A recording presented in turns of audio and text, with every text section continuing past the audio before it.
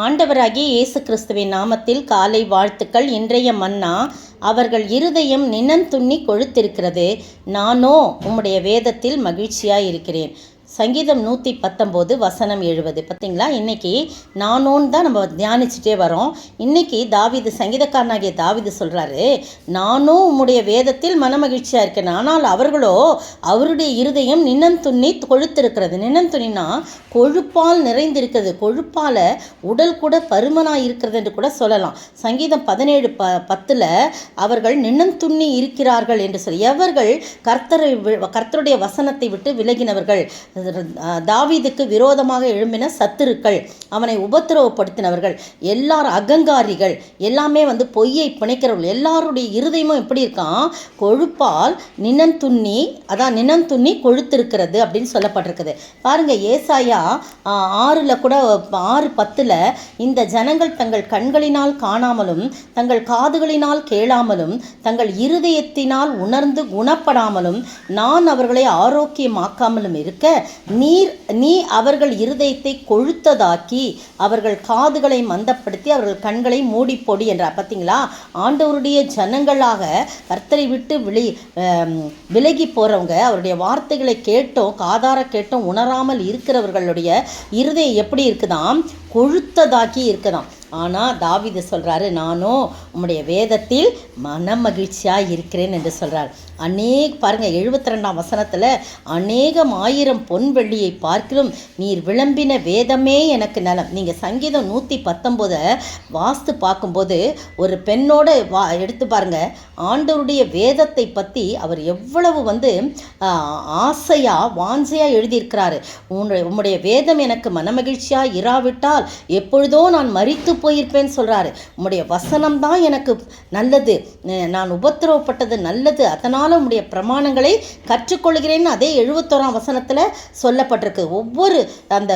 அந்த ஒவ்வொரு பகுதியிலும் பார்த்தீங்கன்னா 8 பிரிச்சிருக்கும். அந்த சங்கீதம் 119 8 பிரித்து இருக்கும்.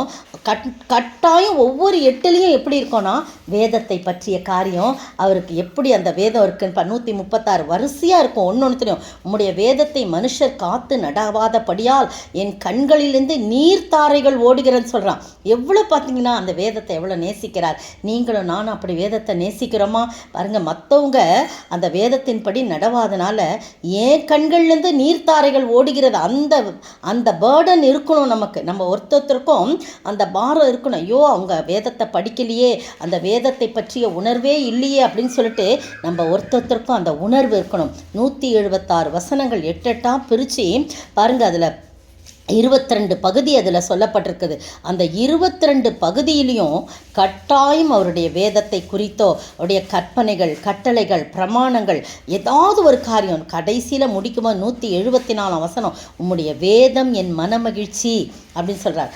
நான் ஒன்று எடுத்து காட்டினோம்னா நேரம் இல்லை, நீங்கள் படித்து அண்டர்லைன் பண்ணி பாருங்கள். கட்டாயம் வேதம், அந்த பிரமாணங்கள், அது மட்டும் இல்லை கற்பனைகள், கட்டளைகள், வசனங்கள் அப்படின்னு சொல்லிட்டு ஏதாவது ஒரு பகுதியில் கட்டாயம் இருக்க தான் செய்யும். அவ்வளவு ஆண்டவருடைய வார்த்தைகளை நேசிக்கிறவராக இருக்கிறார். சத்திய வசனம் முற்றிலும் என் வாயிலிருந்து நீங்க விடாதேயும், உம்முடைய நியாய தீர்ப்புகளுக்கு காத்திருக்கிறேன் ஆண்டவரே, நான் எப்பொழுதும் என்றைக்கும் உடைய வேதத்தை காத்துக்கொள்வேன் அப்படின்னு சொல்லிட்டு நிறைய இடத்துல சொல்லப்பட்டிருக்கு. நீங்களும் நானும் ஆண்டவருடைய வேதத்தில் நான் மனமகிழ்ச்சியாக இருக்கணும். ஏதோ கடமைக்கு ஏனோ தானோ என்று அநேக வேளையில் அந்த குறிப்பிட்ட நேரத்துக்குள்ளே அதை முடிக்கணும்னு விறுவிறுவிறுன்னு என்ன பண்ணுறோம், முடிச்சுட்டு போகிறோம். என்னையும் சேர்த்து தான் விரும்பி முடிச்சுட்டு போகிறோம். அப்படி கிடையாது.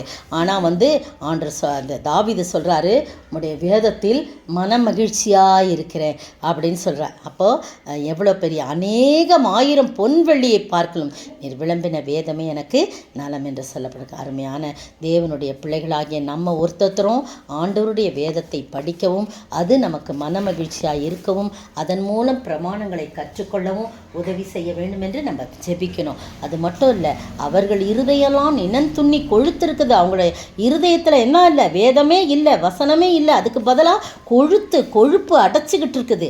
ஆனால் நானும் உடைய வேதத்தில் பிரியமாயிருக்கேன்னு சொல்லி நீங்களும் நானும் அப்படி சொல்வோமா? அப்படி சொல்வோம் என்று சொன்னால் நிச்சயமாய் நம் வாழ்க்கையில் ஒரு மனமகிழ்ச்சி ஏற்படும். நம்மை ஆண்டவர் ஆசீர்வதிப்பார். அப்படிப்பட்ட ஆசீர்வாதத்தை பெற்று வாழ ஆண்டவர் தாமே கிருபை செய்வாராக. ஆமேன். சத்திய வேதம் பக்தரின் கீதம், சுத்தர்கள் போகும் பாதையின் தீபம், உத்தம மார்க்கம் காட்டும் சத்திய வேதம். எத்தனை துன்பம் துயரம் வந்தும் பக்தனை தேற்றிடும் ஔஷதம் சத்திய வேதம்.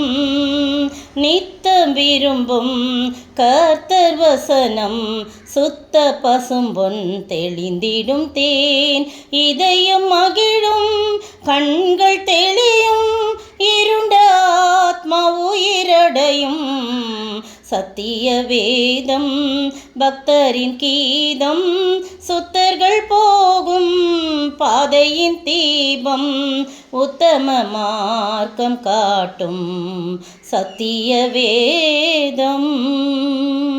ஸ்தோத்திரிக்கிற ஆண்டவரே, துதிக்கிற ராஜா, வாழ்த்துகிற வணங்கிறப்பா. உம்முடைய வேதம் எங்களுக்கு மனமகிழ்ச்சி ஆண்டவரே. உம்முடைய வேதம் மட்டும் எங்களுக்கு மனமகிழ்ச்சியாக இராதிருந்தால் நாங்கள் எப்பொழுதோ மரித்து போயிருப்போம் ஆண்டவரே. அப்படியாய் சங்கீதக்காரன் சொல்லுகிறான். உம்முடைய வேதத்தின் வார்த்தைகள் தான் எங்களை ஊக்கமூட்டுகிறது. உம்முடைய வேதத்தின் வசனங்கள் தான் எங்களுக்கு கர்த்தாவே புது உயிர் கொடுக்குது ஆண்டவரே. ஒவ்வொரு நாளும் உடைய வார்த்தைகள் தான் ஆண்டவரே எங்களை தேற்றுகிறது, ஆற்றுகிறது ஆண்டவரே, எங்களை நடப்பிக்கிறது ஆண்டவரே. அப்படியாய் கர்த்தாவே, மற்றவர்களுக்கு அகங்காரிகளுடைய இருதயமெல்லாம் நின்னந்துண்ணி கொழுத்திருக்கும் போது எங்களுடைய இருதயம் ஃபுல்லாக ஆண்டவரே உம்முடைய வேதத்தின் வசனங்களால் நிறைந்து மனமகிழ்ச்சியாக இருக்க ஒவ்வொரு நாளும் நீ கிருபை செய்ய வேண்டும் என்று கர்த்தரும் மீட்பரும் ராஜாவுமாகிய இயேசு கிறிஸ்துவின் விலையேற பெற்ற நாமத்தில் ஜெபிக்கிறேன் பிதாவே, ஆமேன். நேற்றைய பதில், வேதத்தை அறியாதவர்களாகி இந்த ஜனங்கள் சபிக்கப்பட்டவர்கள் என்றார்கள். யோவான் 7:49. இன்றைய கேள்வி, மனுஷர் எதற்கேற்றபடி நியாயம் தீர்க்கிறார்கள்? ஆண்டவர் ஒருவனையும் என்ன செய்கிறது இல்லை. மனுஷர் எதற்கு ஏற்றபடி நியாயம் தீர்க்கிறார்கள்? ஆண்டவர் ஒருவனையும் என்ன செய்கிறது இல்லை.